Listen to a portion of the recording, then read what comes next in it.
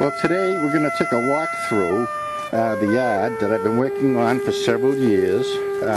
This is part of my recuperation from my heart attack, and to get exercise I come out here and spend a little time each day, take breaks in between. So earlier this spring I went around and I cleaned up the yard a little bit, got some of the beds ready for spring. Here I have some plants that I planted that are in these pots that will be replanted this later on. And here are the beds where I've got some flowers that will be coming up. They're actually trees. You'll see those later on as we make another walkthrough and get an update. And like I said, I raked up all of the leaves. Some of them I put into a compost pile so that they will add to the benefit of the soil. Here I have some bushes. Some of them didn't do too well.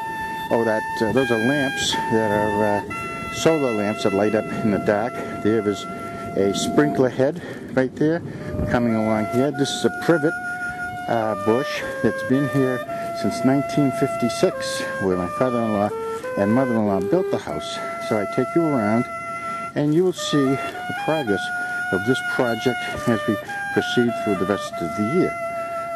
Now we come to the very end of the corner. Here is where we had that flood last year on March 15th. Here's another little bush, little tree that survived the winter. And here we come again to the other side of the lot where there are flowers and bushes that will be coming up and blooming later on.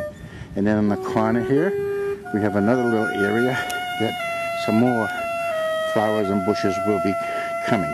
Just want you to see the progress that we'll be making later on in the spring. Now we are approaching the front, which has been raked, front of the house I should say, and these bushes were pruned last fall at the appropriate time, pruned back to give them more life and resurgence. Had one tree right here that really needed some cutting back. I did that.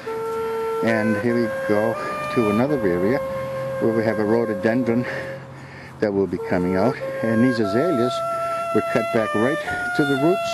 They were dying, and we'll see how they do later on. Maybe they'll flower this year, maybe not. We'll see. Usually it takes another year to flower. Now we're coming around the front of the house and some of the bushes. And here is my pet that will be the mother of many cuttings later on, which we'll show you. And now we come around to the very end of this side of the house.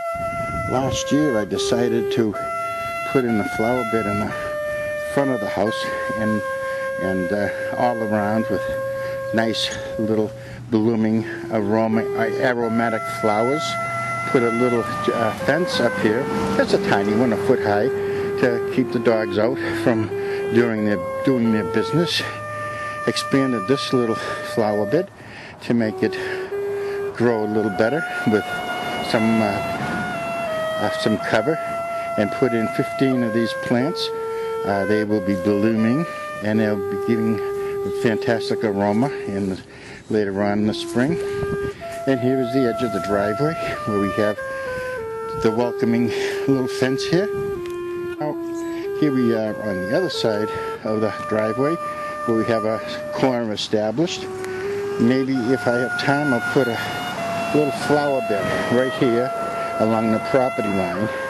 Last year I grew this ground cover right along here. It should be blooming later on this spring. You will see the results and we'll give you an update. So hope you enjoy this little walkthrough that I enjoy working on from time to time. Notice I'm getting out of breath. Probably this time of year I can't really stay out too long. It's about 30 degrees this morning.